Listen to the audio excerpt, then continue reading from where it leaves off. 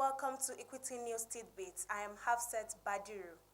Nasarawa State Governor Abdullahi Sule has made a case for the inclusion of sugarcane in the value chain initiative of the International Fund for Agricultural Development and Federal Government Value Chain Development Program, stressing that such a move will stop importation of raw sugar from Brazil.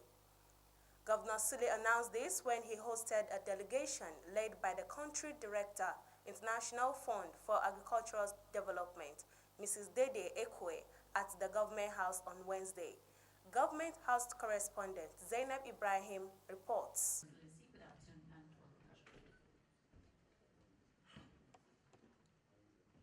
The Executive Governor of Nasarawa State, Engineer Abdullahi Sule, welcomed the country director of the International Fund for Agricultural Development, IFAD, Mrs. Dede Ekoue, who visited the state as part of 11th supervision mission of the Value Chain Development Program.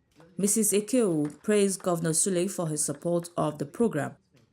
Through your commitment, we have been able to achieve, for example, the increase in agricultural production for the farmers for more than 96%, the beneficiaries that are part of the program. In addition, we know that we have touched more than 4,300 farmers.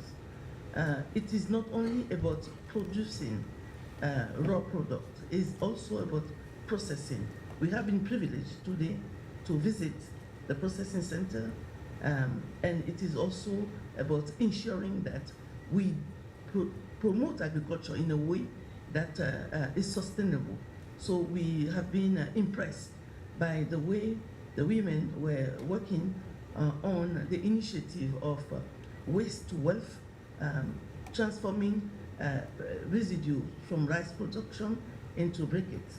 That's really important. While the governor expressed his gratitude for choosing Nasarawa as a starting point for the mission.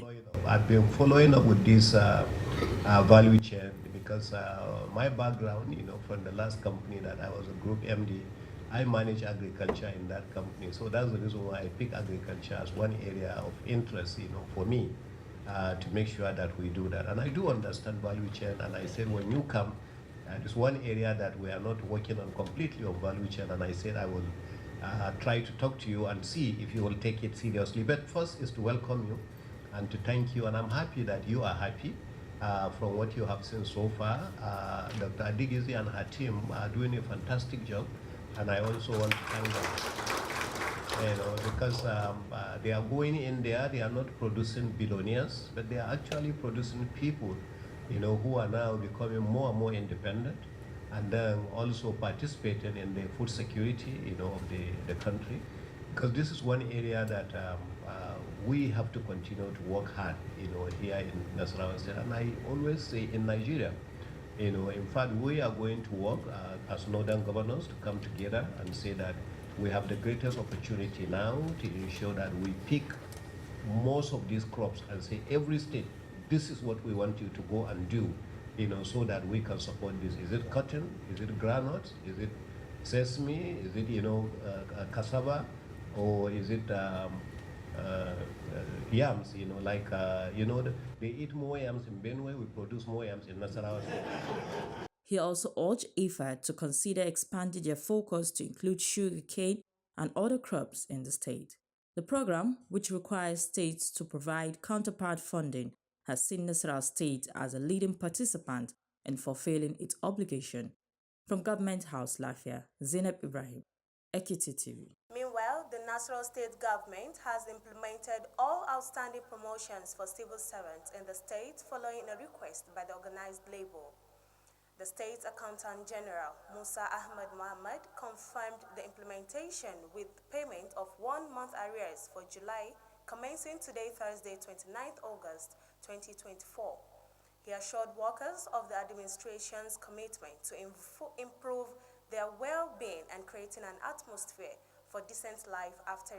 The Minister of State for Police Affairs, Honorable Ibrahim, pledged to galvanize support for notable organizations for Nasarawa State University, KEFI, to enable the institution to become a reference point and compete favorably with other well-established universities in Nigeria and all over the world. Honorable Iman gave the assurance when the Vice Chancellor, Professor Saadetu Hassan Liman, paid her a courtesy visit in Abuja on Tuesday. The minister noted that as a stakeholder in the university, she is willing to interface with high-profile institutions and organizations to bring about the needed synergy that the university needs in the area of collaborations, internship placement for the students of the university, and securing scholarship for deserving and performing students. The Minister of Power, Adebayo Adelabu, has clarified that electricity consumers who get free prepaid meters will have as long as 10 years to reimburse the expense. Adelabu's assertion goes against claims that clients who pay for meters would be discounted through energy credits. The minister, while speaking in Ibadan, recognized that the expense of meters had been on the increase and also said financing was a significant test. Adelabu, however, pledged that the federal government would support the meter obtainment through various drives while the customers pay back over time. Abi Oluwajuwon, a daughter of Nigerian-American National Basketball Association legend Hakeem Olajuwon, has openly reprimanded the Nigerian Ministry of Sport for alleged non-payment after her significant commitment to the Nigerian women's basketball team, the Tigress, at the Paris 2024 Olympics as an associate coach. Under the direction of International Basketball Federation Coach of the Year, Reno Wakama, the Tigress made a milestone progress by overcoming Australians 75-64 in the initial match, denoting Nigeria's first Olympic basketball triumph in quite a while. Notwithstanding a loss to France, the group got a spot in the quarterfinals, becoming the main African group, male or female, to arrive at the stage in Olympic history. The Israeli military brought in reinforcements as it raised its attack on the occupied West Bank for the second day. This was disclosed by the Palestinian news agency today, saying no less than 18 individuals have been killed starting from the beginning of the operation in the north of the territory. 8 individuals were killed in the Jenin Governorate, 6 in Tulkarem, and 4 in Tubas, while some have been harmed. The Commission of Detainees and Ex-Detainees Affairs and the Palestinian Detainees General Public, no less than 20 Palestinians, including kids, have so far been detained by Israeli forces, warning that the number could increase as the attacks proceed. And that's it on Equity News Tidbits. Join us next time for another package of the news. I am Hafsat Bajiru. Have a wonderful evening.